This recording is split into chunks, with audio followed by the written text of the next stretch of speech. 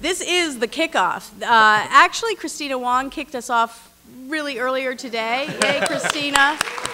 That was wonderful with Stephen Lee Morris. That was the first event that is part of a collaboration between Mark Murphy and myself, which really means it's between REDCAT and USC Annenberg School for Communication and Journalism,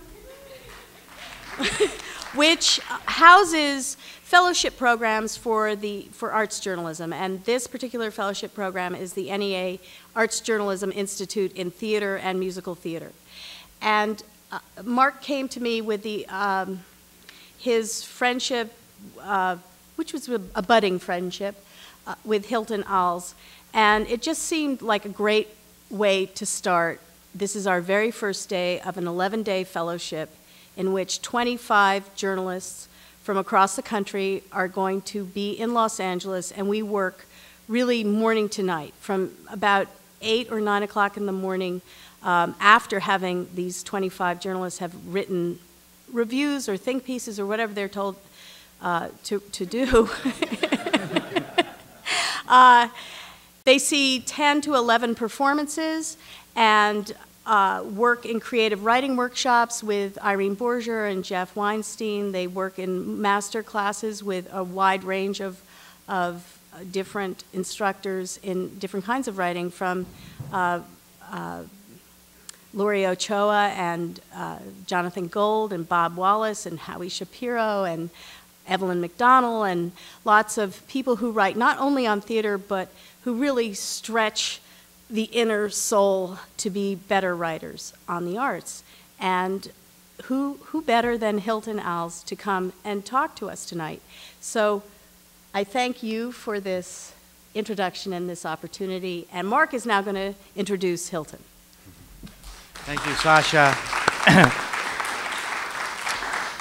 Well, because the program has been provided includes a biography of Hilton, there's no need to recite that. I think what's most important is the remarkable cultural influence this writer has had.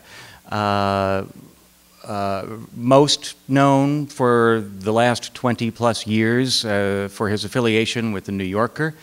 He became a staff writer there in the mid-90s, about the same time that his remarkable book, The Women, was published, and theater critic there for the last 8 years. His work, his thinking, his writing transcends any specific discipline. He has just returned from a trip to Berlin where he was curating a gallery show. He has written essays for exhibition catalogs put out by the Whitney Museum. The last time he was here at REDCAT was for our presentation of the REDCAT Award to visual artist Mark Bradford. He presented the award and spoke about Mark's work. He has written for film, he has written for the page, he's written fact, and he's written fiction, not to give away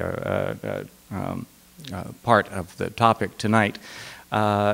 He has been a profound influence on the way I think about not just theater and art, but the way all of those artistic forms relate to my everyday life. It's his bold clarity and his willingness to not always be completely clear on purpose that really inspires me. I'm so pleased tonight, together with Sasha, to welcome to our stage Hilton Als.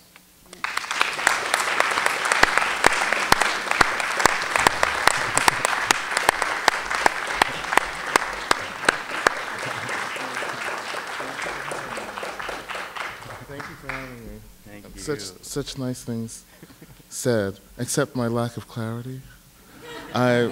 I beg to differ. I always know what I mean, but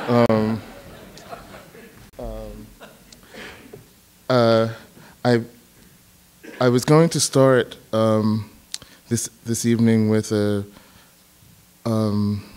talk about the relationship between fact and fiction, and suddenly it occurred to me that I might read a little curtain raiser about performance, since most of you are or many of you are interested in performance and how do we describe the experience of looking at things. So I'm going to read, before I sort of get to the brisket, I'm going to give you some crab puff of a piece that really is the sort of last thing that I've written about the admixture of fact and fiction and how performance has sort of helped shape my sensibility, and then I'll get into the main portion of our meal.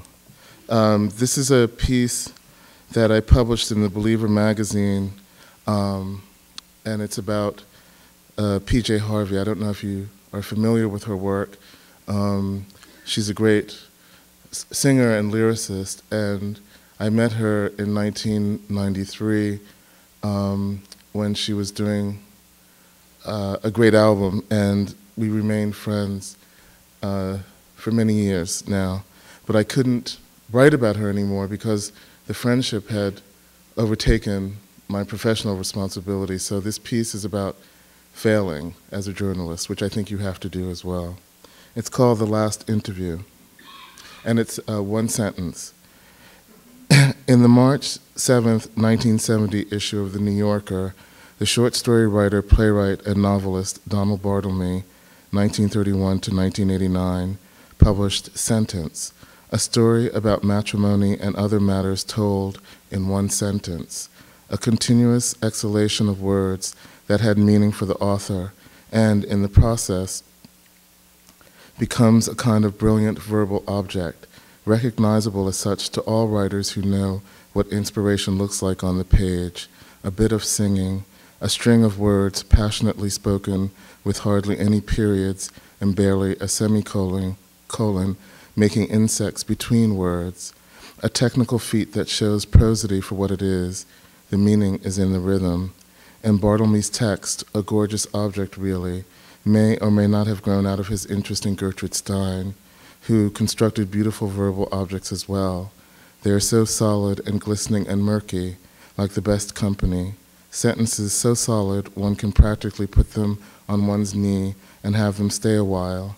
In any case, some of her sentences sound like a single breath, charming but exhausting, filled with certain philosophical investigations that is so startling and new still that, relatively speaking, hardly anyone reads her still, for fear they won't understand her narrative interest in, but abstracted commitment to, detailing the lives of personalities, the individuality and sameness to be had in any number of what she called types.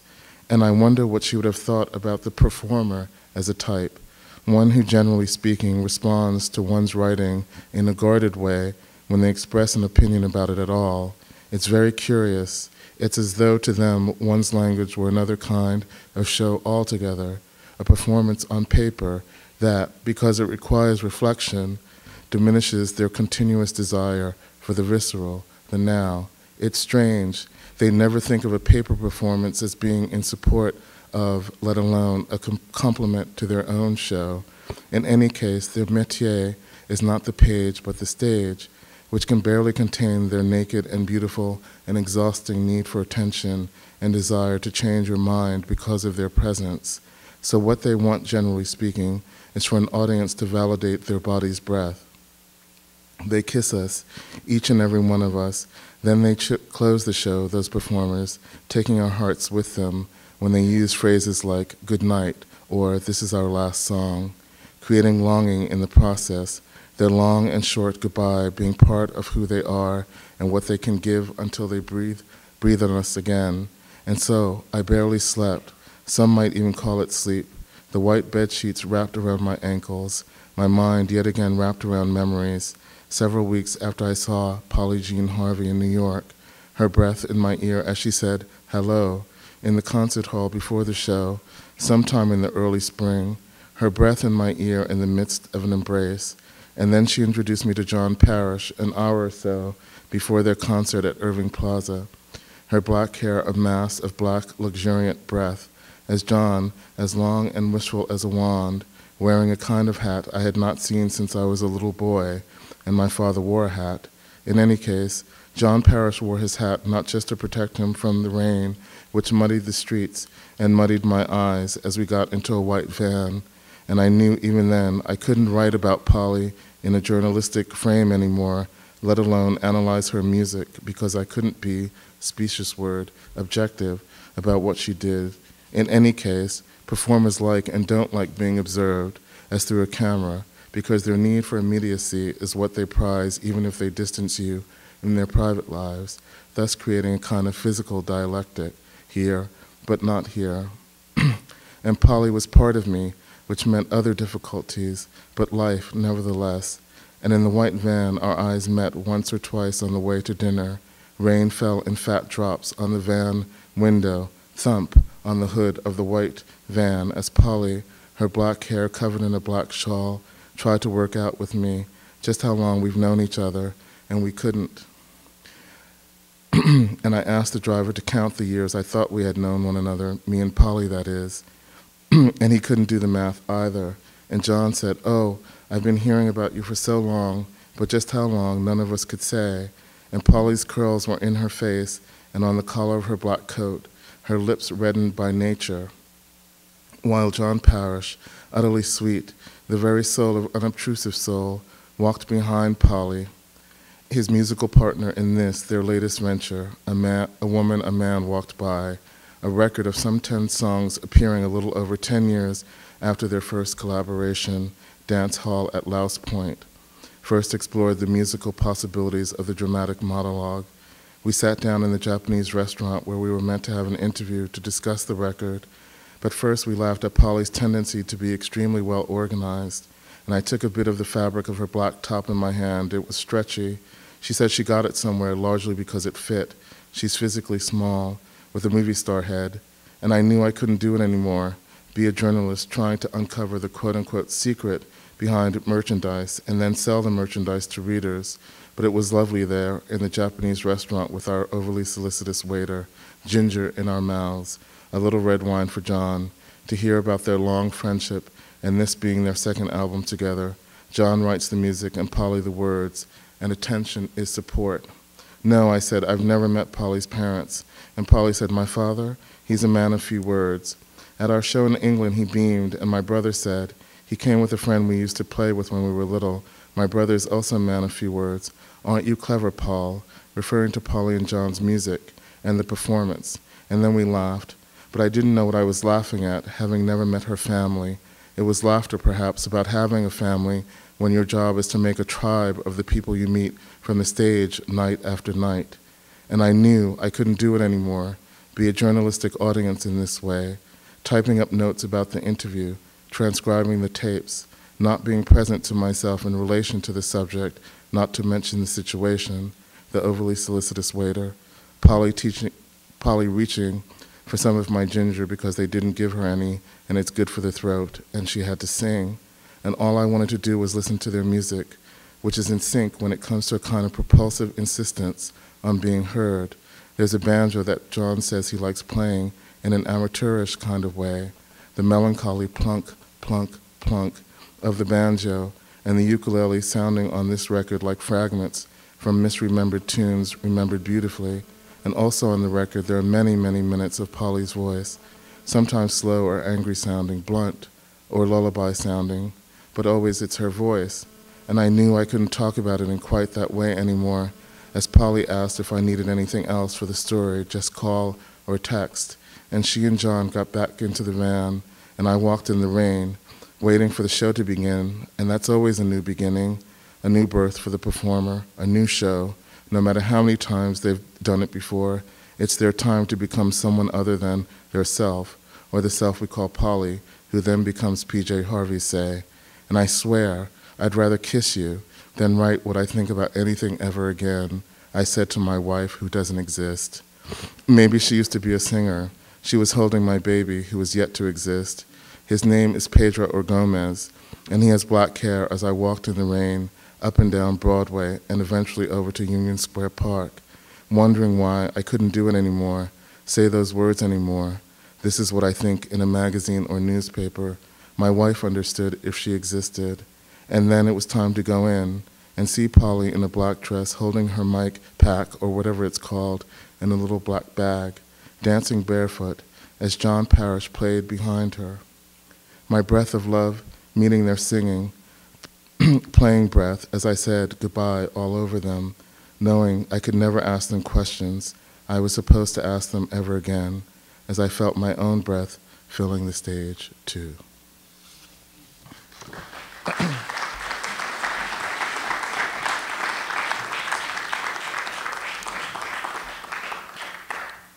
She liked it, and the reason she liked it was because it wasn't one of the reasons that she turns down a great many requests for interviews is she thinks of them as collaborations, and it's just not a way that she would write in a sort of traditional way as a lyricist, especially. So my feeling always about doing journalistic work is how can we meet the subject halfway, and how can we use our language as writers to describe not only the experience that we're having in the world as writers, but with the subject. And it's just a hard thing to be able to do. I call it the Stanislavski school of writing, which is to say you become the subject. I'm writing a profile now for the New Yorker on Jane Fonda, and I was out in California in August, I think, for a week or something, and she's incredibly intelligent, obviously intelligent woman, and she actually sort of got it out of all of the people that I've interviewed. She said, "This is the weirdest interview," and I said, "Why?" And she said, "Because you are asking me questions that actors ask. Let's say I was doing somebody who's from New Orleans, and I would ask them questions about living there and how do they eat." She said, "You go about the interview the way acting happens," which is exhausting, but it's the only way I really know how to make it real and vibrant to myself. So now we're going to go into the stuffed dormer portion of our program and talk about the ways in which those two elements, fact and fiction, have played themselves out in my life in the last 10 years. So here's a little introduction to the rest of the reading. I just want to thank you for having me, and we've gathered this evening to discuss something very dangerous, writing. It's an activity that doesn't bear scrutiny well because it's not much of an activity. In fact, it's marked by a great deal of inactivity. The novelist and journalist Renata Adler once remarked that the phrase, "writers write," was one of the great falsehoods. She said, "Writers telephone, they procrastinate, they drink, but they rarely write." And yet the work gets done. I don't know how we writers do it, given the obstacles we generally throw in our way, like writer's block or hangovers, or love affairs that don't work out. Not to mention the intellectual problems that we face, problems that are generated by writing itself, such as the eternal issue of what we say and how we're meant to say it in writing. Writing fact or fiction doesn't necessarily solve these problems, which is something I want to share with you tonight, an admixture of fact and fiction, and what that means in terms of how we end up saying the unspeakable. I've always worked in the nonfiction form, but I've always loved stretching that limit, meaning it's my belief that nonfiction can have the emotional truth that fiction generally demands. While we demand or expect a certain aura of truth in fiction, it's not limited by facts. In recent years, I felt constrained by the facts. Still, this doesn't mean that I was ever fully prepared to write fiction. In fact, I was frightened of it, having worked in other genres almost exclusively. But stories dictate their forms. In 1999, when I wrote about the comedian Richard Pryor for The New Yorker, I felt my resistance to fiction begin to melt away. When I asked David Remnick, the editor of the magazine, whether or not I could write about Pryor, who was still alive, I told him then that I wanted to risk not talking to Pryor, not interviewing him, and to make him up out of hearsay and ephemera and gossip and history, to create a portrait out of the elements that this person had left behind. Pryor, in any case, wasn't able to speak because he had MS. So I wanted to write a fictional piece about a real person, and I began the piece in this way. And it's called A Pryor Love, and the first section is called Skin Flick. Winter, 1973, late afternoon, the entr'acte between dusk and darkness, when the people who conduct their business in the street, numbers runners in gray Chesterfields, out-of-work barmaids playing the dozens, adolescents cultivating their cigarette jones and lust, small-time hustlers selling authentic gold wristwatches that are platinum bright, look for a place to roost and to drink in the day's sin. Young black guy, looks like the comedian Richard Pryor, walks into one of his hangouts, Opal's Silver Spoon Cafe. A greasy dive with an R&B jukebox. It could be in Detroit or in New York, could be anywhere. Opal's has a proprietor, Opal, a young and wise black woman who looks like the comedian Lily Tomlin, and a little bell over the door that goes tink-a-link, announcing all the handouts and gimmies who come to sit at Opal's counter and talk about how needy their respective asses are. Black guy sits at the counter, and Opal offers him some potato soup, something nourishing, she says. Black guy has moist, on the verge of lying or crying eyes, and a raggedy afro. He wears a green fatigue jacket, the kind of jacket brothers brought back from Nam, which guys like this guy continue to wear long after they've returned home, too shell-shocked or stoned to care much about their haberdashery.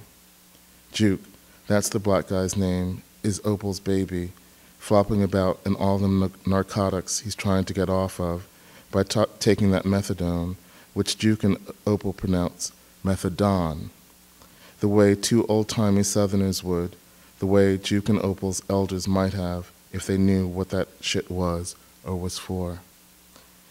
Juke and Opal express their feelings for each other, their shared view of the world in a lyrical language, a colored people's language, which tries to atomize their anger and their depression. Sometimes their anger is wry. Opal is tired of hearing about Juke's efforts to get a job and tells him so.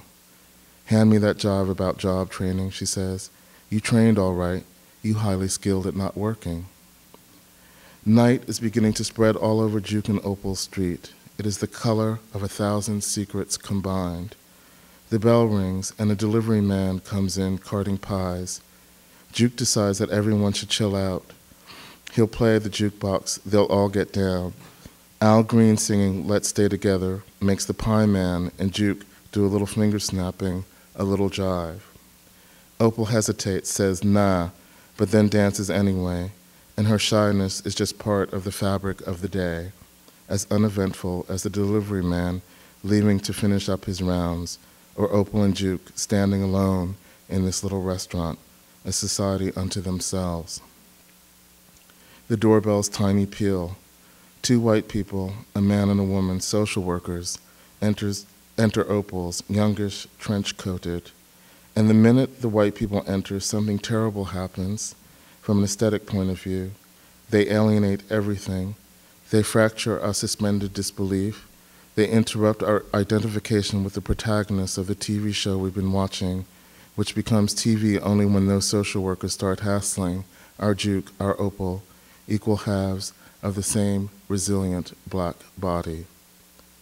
When we see those white people, we start thinking about things like credits, and remember that this is a television play, after all, written by the brilliant Jane Wagner and played with astonishing alacrity and compassion by Richard Pryor and Lily Tomlin on Lily, Tomlin's second variety special, which aired on CBS in 1973, and which remains, a little over a quarter of a century later, the most profound meditation on race and class that I have ever seen on a major network. "We're doing some community research and we'd like to ask you a few questions," the white woman social worker declares as soon as she enters Opal's. Juke and Opal are more than familiar with this line of inquiry, which presumes that people like them are always available for questioning, servants of the liberal cause. "I wonder if you can tell me, have you ever been addicted to drugs?" the woman asked Juke. Pryor, as Juke, responds instantly. "Yeah, I've been addicted," he says. "I'm addicted right now." "Don't write it down, ma'am. Be cool. It's not for the public. I mean, what I go through is private." He is incapable of making "fuck you" his first response, or even his first thought. Being black has taught him how to allow white people their innocence. For black people, being around white people is sometimes like taking care of babies you don't like. Babies who throw up on you again and again, but whom you cannot punish because they're babies. Eventually, you direct that anger at yourself. It has nowhere else to go. When the white people have left and Juke is about to leave, wrapped in his thin jacket, he turns to Opal and says, "You sweet. You're a sweet woman. I'll think about you." His eyes are wide with love and need, and maybe fear or madness. "Be glad when it's spring," he says to Opal. Pause. Flower. Lily was never shown again on network television, which is not surprising, given that part of its radicalism is based on the fact that it features a white female star who tries to embody a black woman while communicating with a black man about substantive emotional matters, and who never wears anything as theatrically simple as blackface to do it. Tomlin plays Opal in whiteface, as it were. Nevertheless, Juke and Opal, which lasts all of 9 minutes and 25 seconds, and which aired in the same season in which Hawaii Five-0, The Waltons, and Ironside were among television's top-rated shows, remains historically significant for reasons other than the skin game. As Juke, Richard Pryor gave one of his relatively few great performances in a project that he had not written or directed. He made use of the poignancy that marks all of his great comedic and dramatic performances, and of the vulnerability, the pathos cradling his sharp wit, that had seduced people into loving him in the first place. Tomlin kept Pryor on the show over objections from certain of the network's executives, and it may have been her belief in him as a performer, combined with the high standards she set for herself and others, that spurred on the competitive-minded Pryor. His language in this scene feels improvised, confessional, and so internalized that it's practically nonverbal. Not unlike the best of Pryor's own writing, the story he tells when he talks shit into a microphone doing stand-up. And as he sits at Opal's counter, we can see him falling in love with Tomlin's compassion for her work, recognizing it as the passion he feels when he peoples the stage with characters who might love him as much as Tomlin as Opal seems to now. So that's how the piece began, more or less. And I handed it in. Whoops. And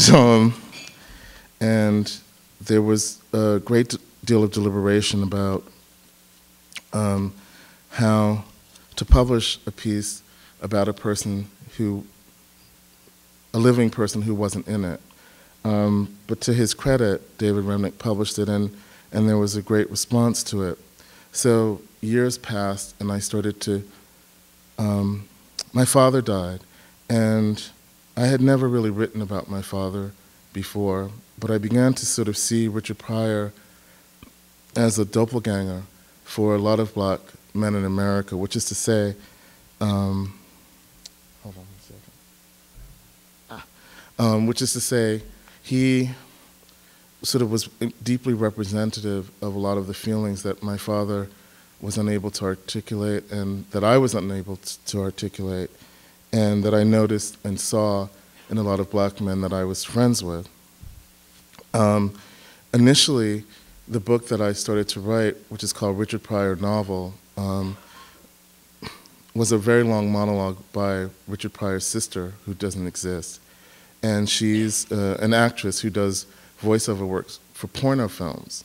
And she talked about Richard and his fame and how fame can affect the unfamous member of a family.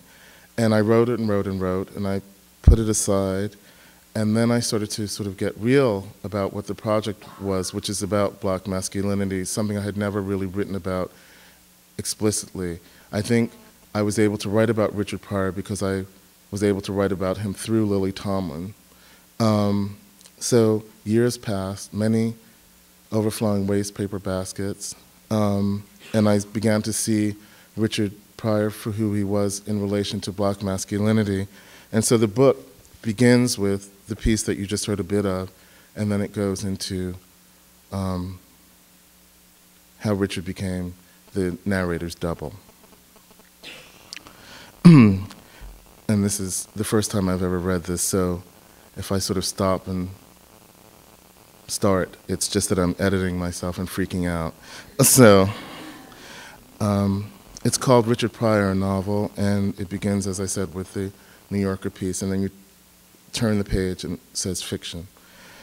As it happens, Richard Pryor and the reporter met only once on the page, when, in the spring of 1998, the reporter began collecting information about the comedian for his article, which ran in a national magazine the following winter, by conducting various interviews, listening to Pryor's old routines on audio tape or CD, scanning a number of critical studies and biographies for details about the star's personal life, business dealings, and so on. It gradually became clear to him that if his finished report was to reflect anything of the numerous turns Richard Pryor's mind had taken over the course of his life and career, the reporter's writing would have to be as nonlinear as one of Pryor's better monologues, a joke with no end, with a number of punchlines and not a little political content. But that piece was not to be. The reporter was lousy with responsibility. He reasoned that since he had pitched one assignment to write a credible portrait of the by then almost entirely silent, reclusive artist, he could not hand in something else. And yet, as the reporter gathered more and more facts about Richard Pryor, they seemed to add up to less and less on the page. For after many years of reporting what this or that maker of modern culture, such as it was, had done, and how they had done it, the reporter felt he could no longer do this, arrange quotes in a manner meant to satisfy a magazine or newspaper's idea of the truth, which he had always considered false. Nor did the reporter feel he could continue doing this, interviewing makers of modern culture, such as they were, as if he cared, or that they made a difference to his way of thinking. At one point, the reporter had cared. Years passed, and then he did not. In between, the reporter lost sight of the kind of writing he wanted to accomplish when he first started out, fact that had the penumbra of fiction. But there was no home for that kind of writing once the reporter started publishing in the early 1990s. Even the quote-unquote alternative newspapers and magazines he wrote for then wanted fact upon fact, as if no one believed the world they lived in. Several years before meeting Richard Pryor on the page, the reporter had tried, as an alternative to journalism, to write a novel, but he found the form as limiting as fact. There was no truth in it. It had always been that way. When the reporter read fiction, he wanted the novel under review to include the truth of the world. And when he read fact, he wished the writer had imbued it with something of the truth of their imagination.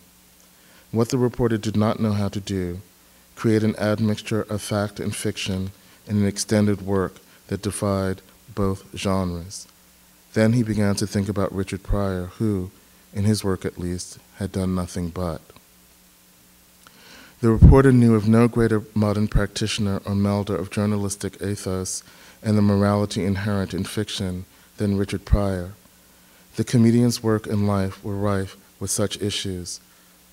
Quote, "Tell me the truth so I can look at these lies," one made-up Richard Pryor character said to another through the real Richard Pryor once. In monologue after monologue, and using a variety of different-sounding voices, Richard Pryor portrayed characters that represented the truth of the world, or the truth of the world as his characters saw it. He was everything: a junkie talking to a straight black man who will not help him, a white woman talking to her black lover, his heart talking to himself, his own daddy talking to a younger and no less sad and horny Richard Pryor, a German shepherd. He had also played a monkey, the monkey's dick, and a white movie executive. Once, he was even the entire continent of Africa. Maybe he could play a reporter. Pryor appealed to the reporter as a subject for another equally salient reason, his silence. By the spring of 1998, when the reporter started to research and write his piece, eventually called A Pryor Love, Richard Pryor's speech had been severely limited by MS. He could not be interviewed. If anyone wanted to write about him, they would have to make him up to some extent. At first, the reporter reveled in Richard Pryor's silence. He loved the thought of not having to interview the artist and then check transcripts of what Richard Pryor actually said against what Richard Pryor might have intended. But the reporter would have to fill Richard Pryor's silence with something. What that something was, he did not know. After the initial rush of imagining what Richard Pryor might say, the reporter froze. He was not free enough in his mind to record it. Journalism had rendered his perceptibility speechless, so he reverted back to the facts about what Richard Pryor ate and when, the number of women he slapped or married, and so on. As the reporter set about trying to build a narrative based on the facts available to him, Richard Pryor set about trying to destroy them. He demanded the reporter look beyond his already heavily documented life and incorporate something of his own imagination in the piece. Fair was fair. Hadn't he, Richard Pryor, made a spectacle of himself in order to reveal certain truths about himself in the world? The very idea frightened the reporter, which is why Richard Pryor made the suggestion in the first place, to shock and inspire him. After all, Richard Pryor's best work had grown out of, or was an expression of, fright over the way women behaved, over the way white people behaved, and how cocaine made him behave. Now he wanted to be afraid of the reporter, or rather, surprised. Having lived in the reporter's mind since the spring of 1998, they shared a room in Lower Manhattan. Not much was in it except old magazines, a computer, and a telephone. For years and years after they met, Richard Pryor and the reporter lived with no one else, so the comedian knew just how nasty his imagination was. Richard Pryor wondered why the reporter didn't exploit his imagination along with the facts in order to say something new, or at any rate hitherto unsaid, about Richard Pryor. Maybe the reporter could write about what a sensitive louse Richard Pryor was, or how lousy America was with other Richard Pryors, guys who, failing to find a mic, found the needle. To that end, Richard Pryor, or at least the one who lived in the reporter's mind, suggested this, that the reporter simply use his name, Richard Pryor, and make the rest of him up. Would that free the reporter to say what Richard Pryor knew he wanted to say? That colored men like Richard Pryor, like the reporter, were political by birth? That, for them, reading newspapers, let alone writing for them, was a strange enterprise since they were so often the very news's target?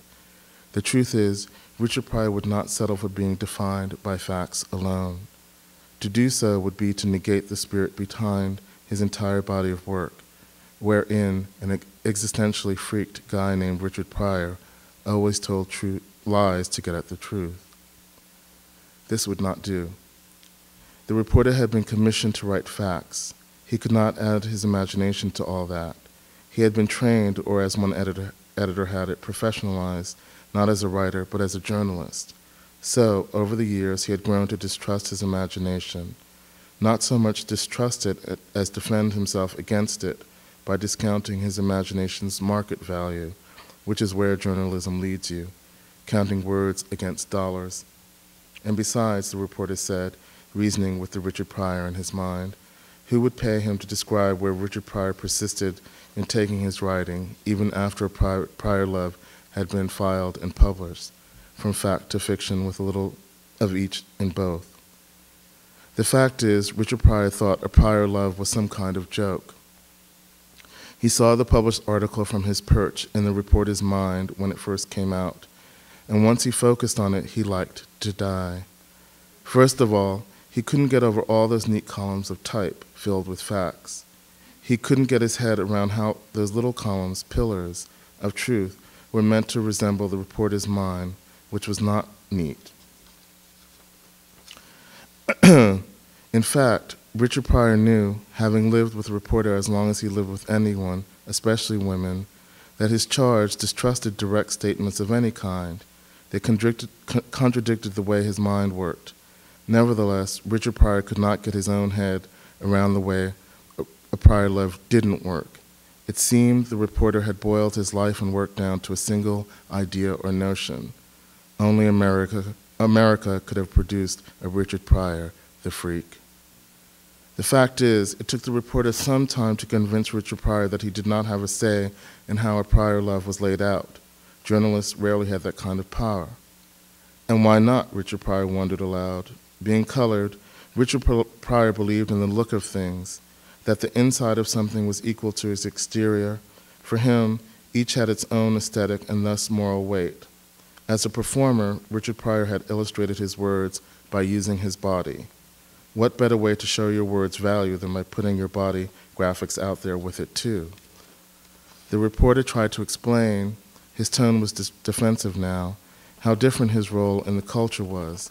He said that, as a journalist, he was meant to be omnipresent, a faithful recorder of the deeds and actions of others, a messenger dispatching the truth to the world, a conduit to the facts, a paragon of honesty, a gatherer of quotes, a reaper of truth, a non-historicizer, a defender of accuracy, an enemy of fiction, resistant to interpretation, blind to subtlety, dead to the subject's various sensitivities once they supplied the killing quote.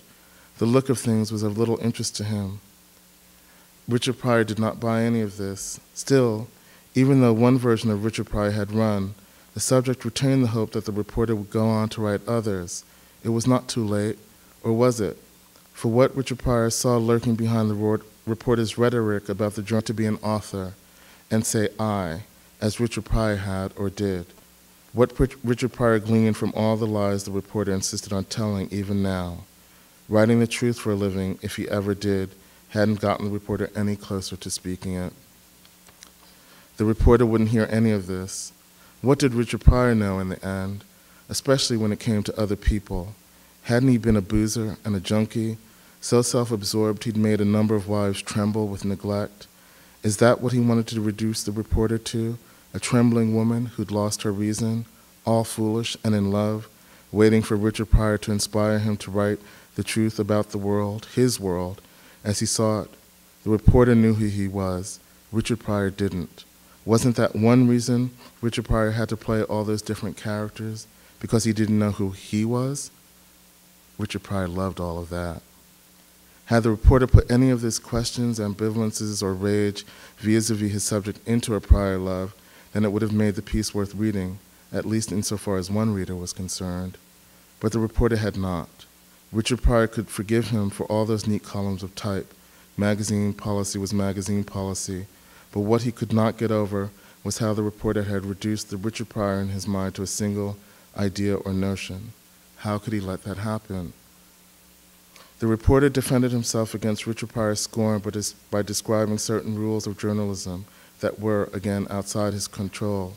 For instance, magazine and newspaper reporters were restricted to one idea per piece, for fear that if there were more, it would confuse the reader.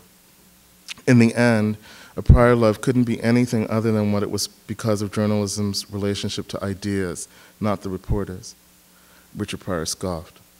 In his whole life, the comedian had never known one colored gentleman who had the luxury of having a single thought at any given time. In order to survive America, let alone have a career, you had to be many things to many people, all in an effort to dodge your generally white interlocutor's subconscious desire for you not to use your mind or speak their language. Richard Pryor went on.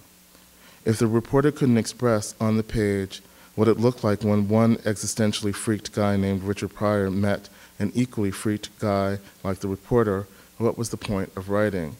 Where was the story, not to mention the truth, in the reporter's article when he wrote graphs like this? Before Richard Pryor, there were only 3 aspects of black maleness to be found on TV or in the movies: the suave pimp-style blandness of Billy D. Williams, the big-dicked, quiet machismo of the football hero Jim Brown, and the cable-knit homilies of Bill Cosby. Pryor was the first image we'd ever had of black male fear. Not the kind of step-and-fetch-and noggin-bumping into walls fear that turned buckwheat white when he saw a ghost in the Aragon comedies popular in the 20s, 30s, and 40s, a character that Eddie Murphy resuscitated in a presumably ironic way in the 80s on Saturday Night Live.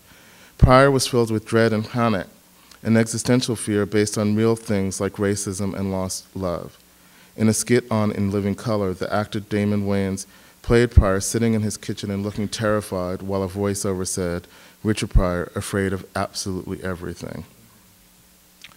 The reporter was not willing to concede all that. 2 years and then 6 years after Pryor Love came out, he still wouldn't. To do so would mean admitting to several truths he admitted from the piece in order to make it less about himself than journalism, which is to say more about the facts than the real story, which was this: how one existentially freaked colored guy was continually drawn to and repelled by the romance he found in the other. Like it or not, Richard Pryor's vexing "who's your daddy" tone during the preceding conversations instigated the reporter's ever-present, just below the surface, "what's a daddy" belligerence, a nasty bowl filled with rhetoric and certain facts. The truth is, the reporter probably wouldn't have been ready for Richard Pryor had he not made room for the comedian by severing ties with his own father first. He could not have two black fathers, having had too much and too little of his own to begin with.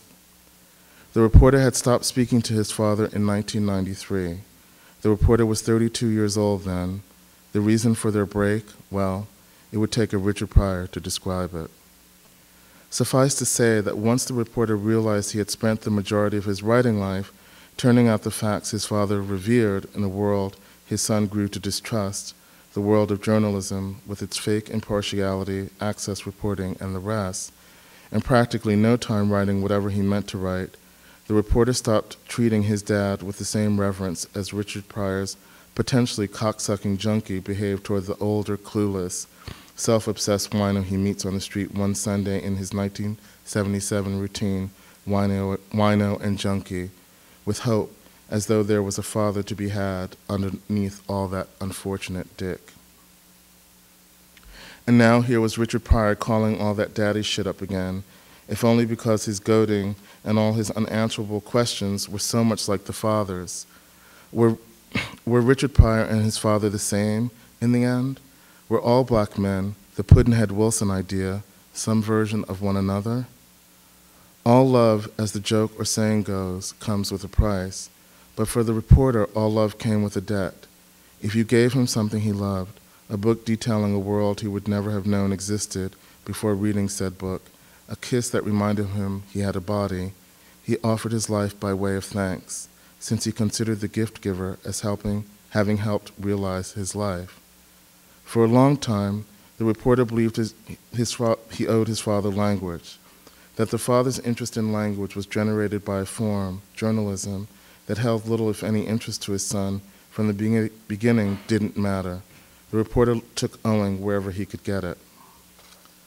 For the reporter then, every act of writing was this: I shall always be his son, whoever he was. Even after he had met Richard Pryor, who, one suspects, only read newspapers when he was in them, the reporter was trying to commemorate his first language, his father's. Not speaking to his father all those years before he met Richard Pryor on the page did not minimize what he felt he owed him. The silence only served to increase it. But no one can bear silence on its own. Most of us fill it with memories, which is the language of silence. The fact is, the reporter loved his father's interest in the news. At first, the reporter didn't know that the words the father read with such relish were facts. To him, they were just words. How could some words be true and others false? By the time the reporter got around to trying to make the distinction between fact and fiction, he couldn't determine which words belonged where, so he split the difference. He didn't mean to. At 10, at 20, even after he became a reporter, the reporter tried to like straight facts, if only to please the father. When the reporter was 10 and started reading novels, It was borne in on him that the news was just that. Having a news hound for a dad allowed the reporter to imagine he had a father who was a powerful citizen of the world. He knew so much about it. And if he knew so much about it, couldn't he protect his only son's black ass, as Richard Pryor might put it, from various hurts and truths, using the facts he liked and knew as a weapon? Actually, that was a difficult illusion or hope for the reporter to maintain. Richard Pryor's jokes only confirmed what the reporter knew at 10, at 20, even after he became a reporter. It was foolish to believe that a colored man could save a colored man from anything when they couldn't even save themselves. Look at Richard Pryor. Look at the reporter's father. Still, the reporter struggled to maintain the illusion that the father was a father and thus a protector. He had no other.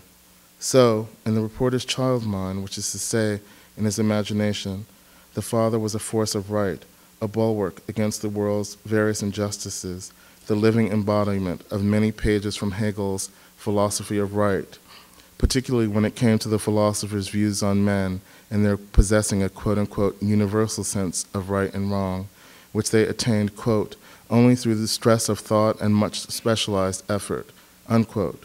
Women, on the other hand, were, quote, influenced by accidental inclinations and opinions, unquote. Women were like plants with their, quote, unfolding of nature, a process whose principle is the less clearly determined unity of feeling, unquote. The reporter had to believe in this differentiation of mind in order to imagine the father was a man, not a flower.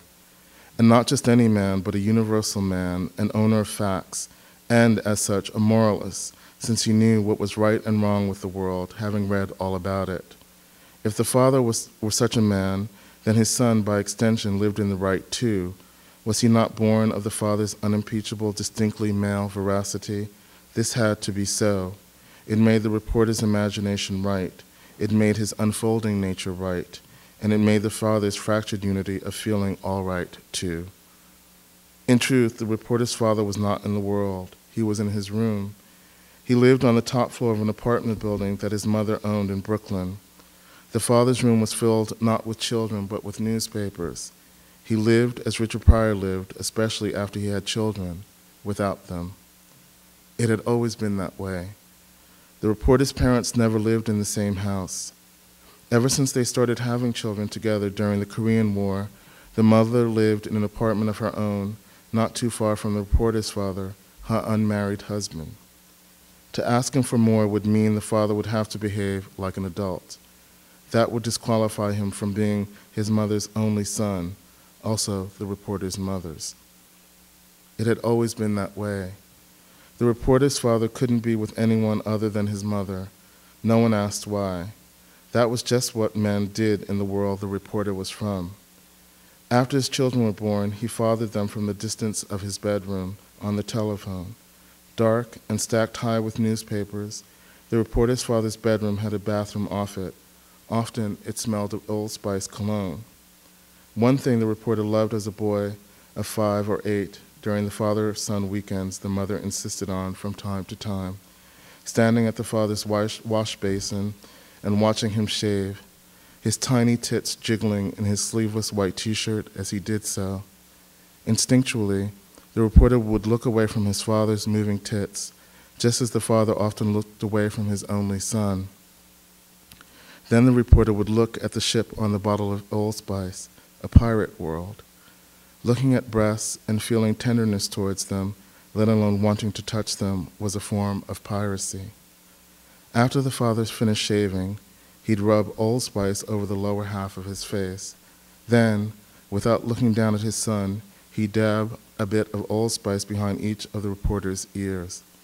The reporter tried not to shiver, but he did anyway. Eros was a finger.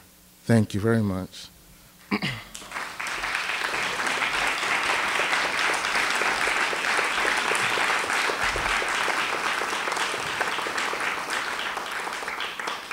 Just want to thank you so much for going on this, as they say in Hollywood, journey with me through this process. And when Mark and the other nice people at REDCAT asked if I would take questions afterwards, I'm I'm just delighted to.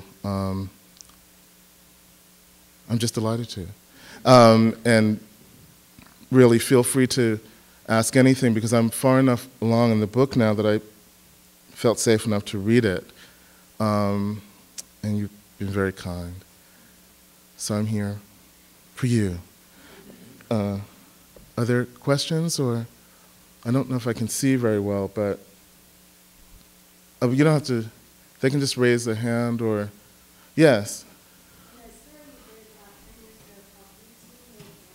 Oh, yes.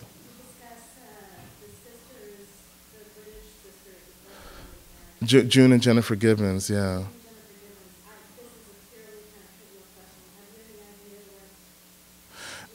Well, June is a lesbian, finally. It's so funny, all roads lead us to Los Angeles, but there was a filmmaker who really wanted to do a film version of that, and there's this sort of strange habit in the film business here where they want the person's blessing. I have no idea if that's related to publicity, or I don't think it's so much fidelity to the story. Anyway, I contacted her, and it was very upsetting because she lived in a halfway house, and the woman who ran the house said that she didn't want to talk to me anymore.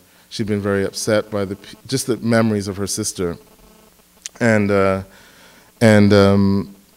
a couple of years later, I got a letter from her, and she said that she was sorry and for sort of having rebuffed me in that way, and that she was very happy living not too far from the halfway house that I had visited with her girlfriend.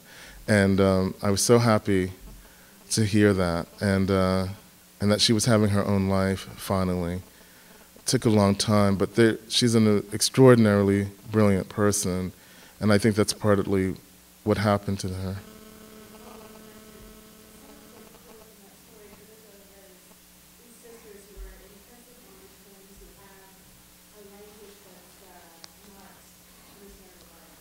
Mm-hmm. Yes. I went to that village. Yeah, totally freaked me out. It was amazing. And I had never eaten salmon with strawberries, and it was just, everything was strange. But there was one other black person in the town, and she was insane. I couldn't put it in the story, but I watched her, and she had on a sort of a 19th century gown with a long train, and it was a lot of towns in Wales are on hills, and she was just sort of walking up this hill, and I just followed her, and I know I'm insane, but I don't think she knew she was insane. So it was just one of the great experiences of my life. Well, I did, and the story was much different than what you read.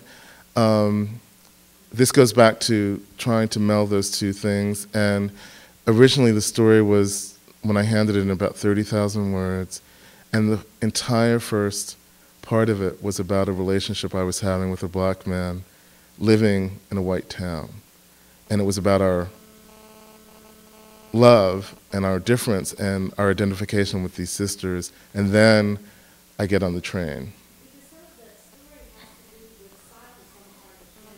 Yes.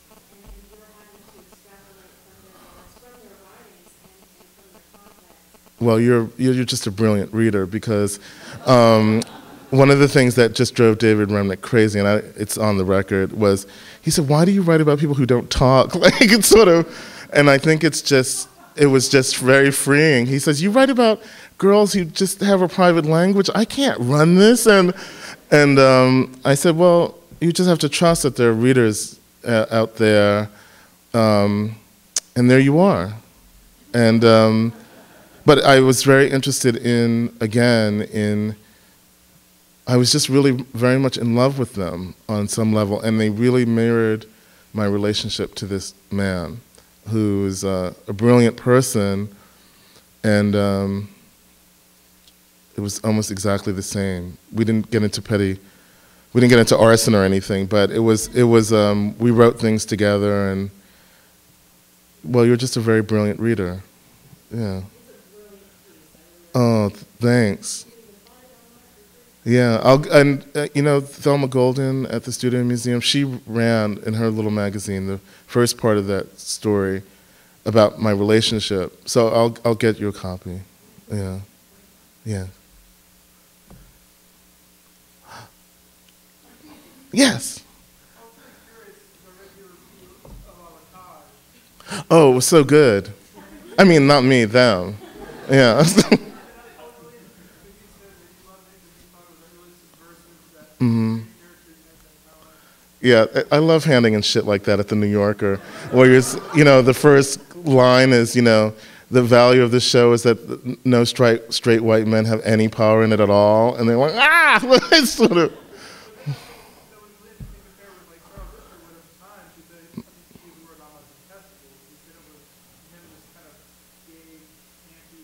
Did he? I'm going to arch my eye, Trey Jane Austen, and say, I never read Mr. Isherwood. So I don't know what he said. Is that what he said? That's why I don't read him.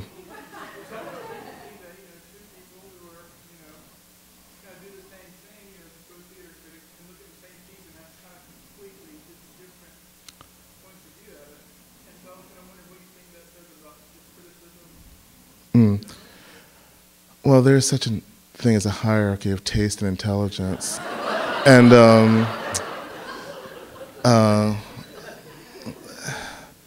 I would have to say mine is superior. I think that sometimes, I don't know if he's gay or not, but sometimes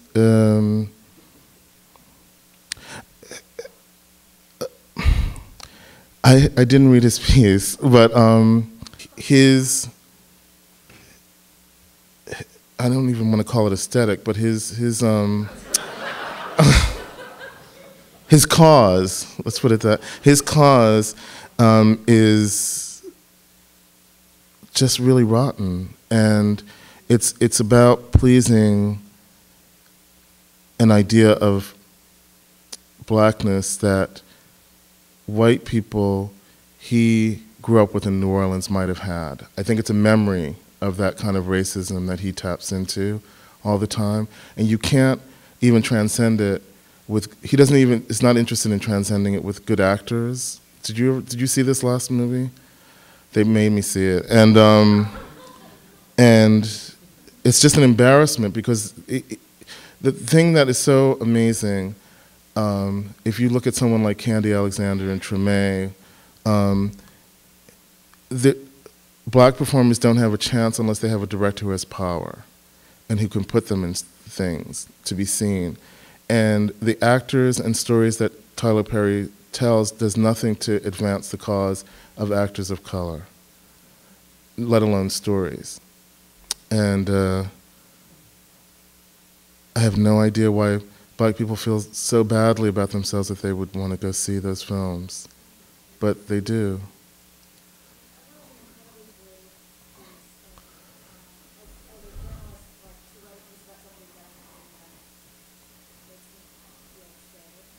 Mm.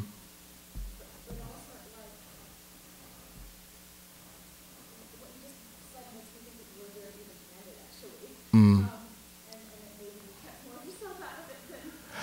I did, because I put a lot of myself into it in Mark's car, and discussing it, and hands flying and so on, and so I got a lot of the rage out with Mark, and then I was just really depressed because I had to look at all that shit. So by the time I wrote the piece, I had absorbed him, I had expelled him, absorbed him, and sort of dealt with him. Yeah, but I'm just sorry that Americans feel that badly, in general.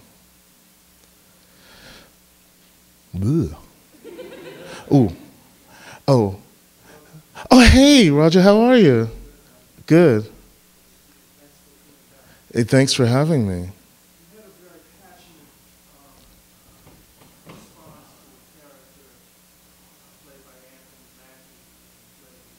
Yeah.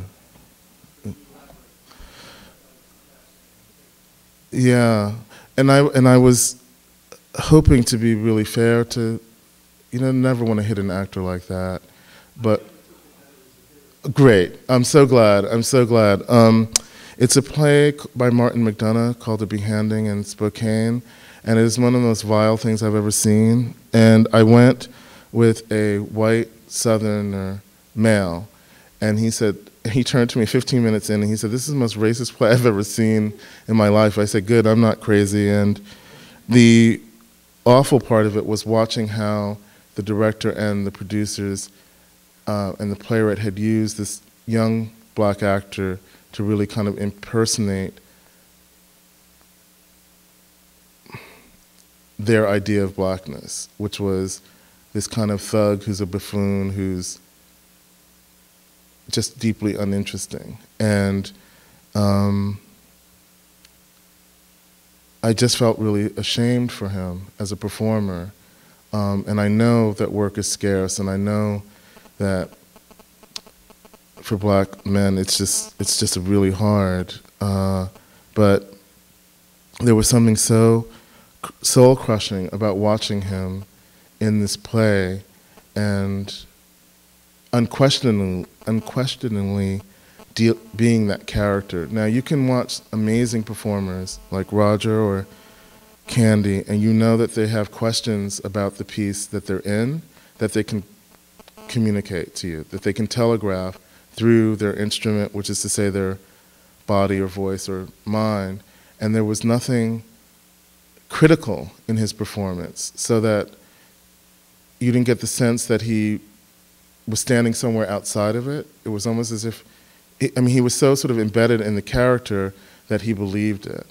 And that was the sort of awful thing. It's like when you're little and you tell your mother a lie, and your mother knows you better than anyone in the world because you're part of her body, and you say something, and it's a lie, and she looks at you with sympathy, and she says, "Really, is that the truth?" And you keep insisting that it's true, and that's what makes her angry. I felt the same way with him, that the character was a lie, the play was a lie. He did nothing to telegraph critically that he knew what was going on with this character, and I just was deeply disappointed in his acceptance of it. That's what happened. Yes. Uh-huh.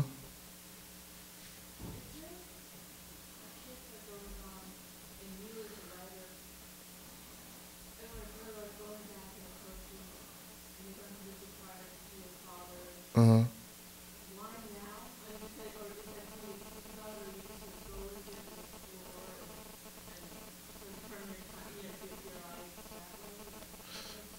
You mean, how did I come to that? It was a huge shift in me. It's so funny Christine's here, because I had actually given her the monologue of the sister, and she's like, "Oh, this is really good. It needs, this and that, but you'll get to it." And that's a good curator, thinker, person to allow you to discover yourself. And I was hiding really behind that character. And it's because I just wasn't really able to cope with my father as a person who had some influence on me. And when I realized that his influence was as a writer, which was my essential self, how could I not write about him? But I couldn't do it in the I voice. So I had to invent the character of the reporter who did all of these things and had these thoughts. It wasn't me, it was him. So that was the way to talk about black masculinity and my father in particular.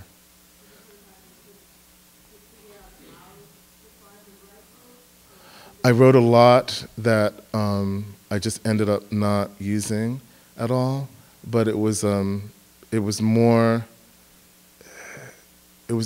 were even more ideas, and I wouldn't say the story of being that the reporter was in conflict with Richard Pryor, that he was a doppelganger, and that they lived in this apartment, and they were lonely, and that they were lonely with each other was, I think, the huge release for me, to describe that apartment and to say he had lived with him and he knew who he was, made Richard Pryor real.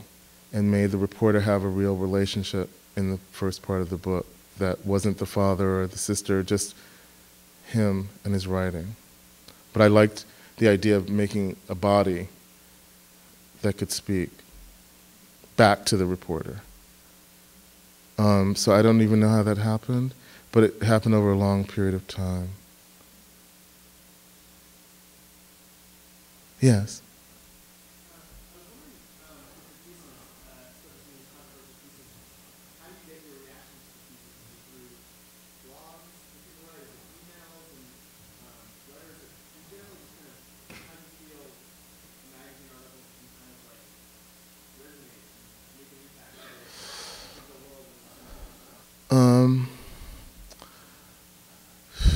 That's a real interesting question. Mostly, I don't read anything on the internet. I don't know how to look myself up, really.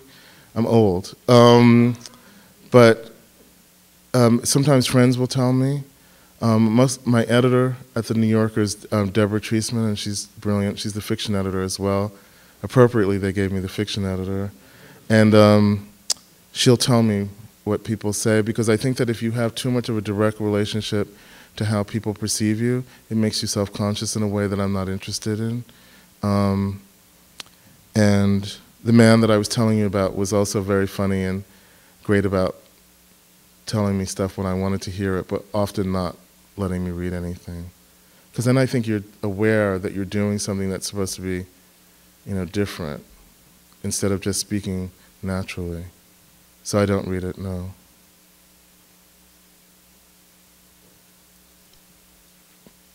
Yes? How, given that you've done a long-form profile, for women, which is memoir and family, how do you go from that, or how do you incorporate dramatic criticism as a lens now through which you do this work? Well, you mean most of the writing for the New Yorker? Yeah. I just always believed, my mother really loved me, right? So I see Jeff Weinstein is here, and he's a great colleague from The Voice, and it's a funny story. And I had published my first piece in the New York Review of Books, and it was about the movie Chicago, and I ran it to Richard Goldstein, and he said, Hilton, if anyone had told me that you would be writing and having this career, I just wouldn't have believed it. And I just looked at him, and I was utterly perplexed, and I said, but Richard, my mother loved me so much that I just knew I would be myself. So it's just that kind of thing. It's not even like self-consciously confidence. It's more that I'm just really interested in things. And so you don't think of it as my force or my talent or anything like that. It's just that you have something to say, and if there's one person willing to listen, then you should just say it. But The Voice was a great way of starting. You should read Jeff's food stuff, because it was a way for everyone to be personal and political simultaneously, and it was an amazing, a real sort of bed of where you could grow into a writer and be published and make big mistakes, and no one would stop you. So everything to me is like The Village Voice, and I guess that's why I'm perplexing to people, but I still live there. It's a great place, and people like Jeff and amazing editors like Robert Christgau and my pieces were so confusing that Robert Christgau called me into his office and he says, Hilton, I'm going to give you George Orwell to read. Have you ever read him? And I said, no. And he says, you need to read him. He said, because I want to understand what you're saying. And it helped de-internalize the process for me, because writing was so internal for me, and I did want to be understood. So I just worked toward that without losing the thing that makes you excited about writing, which is your own particular intensity, I think.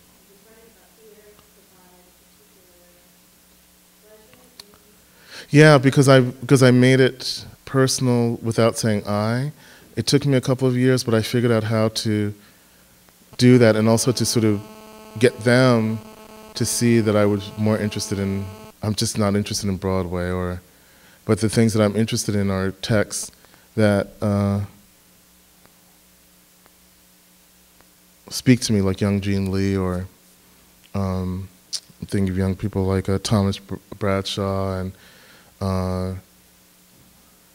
it's getting those people seen that really makes the job for me.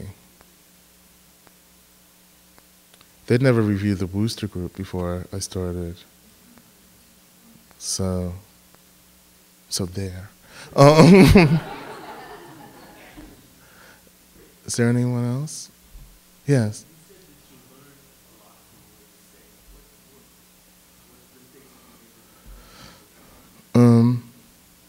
Not to be self-conscious and to do more than you think you can do.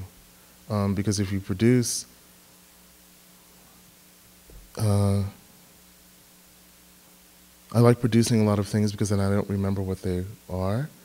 And I really love magazines and newspapers still because it's like conceptual art to me. They disappear.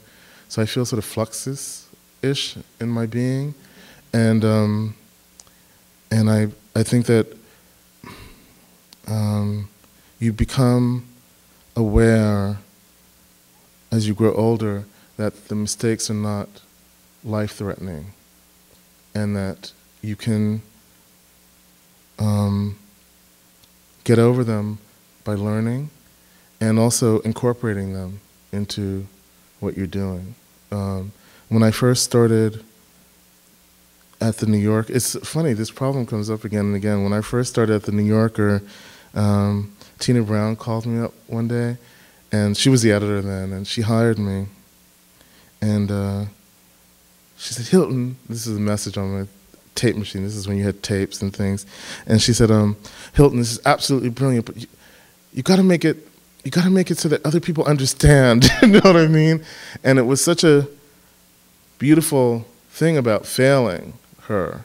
She didn't want me to fail.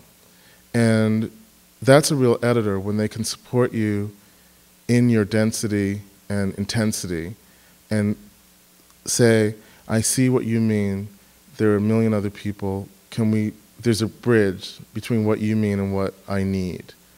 And that was such a beautiful moment of failure to me. And I learned from it. You never really learn so much from success. People tend to repeat that, but I really love it when I didn't get it right, and I just want to fail better, as Beckett said, right? So you just fail and you fail better. The goal is never to be successful. And then I think in that, not having that goal, you find your true self. Because what does that mean anyway? I think I have time for one more question before I absolutely have to have a drink. Is there another question? Yes. Mm. Mm.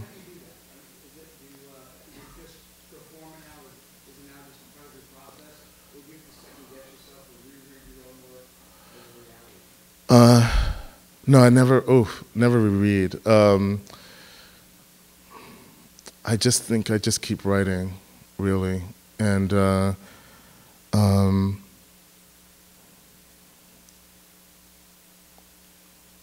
just keep trying. I don't know how to describe it in any other way except that every time I try it, and it's hard to do, you don't want to do it, and then it's exciting and the best thing in the whole world. And that's the only way I can describe the process. And I'm very lucky that I have a very brilliant woman who can ask me a question. She doesn't edit me so much as ask questions.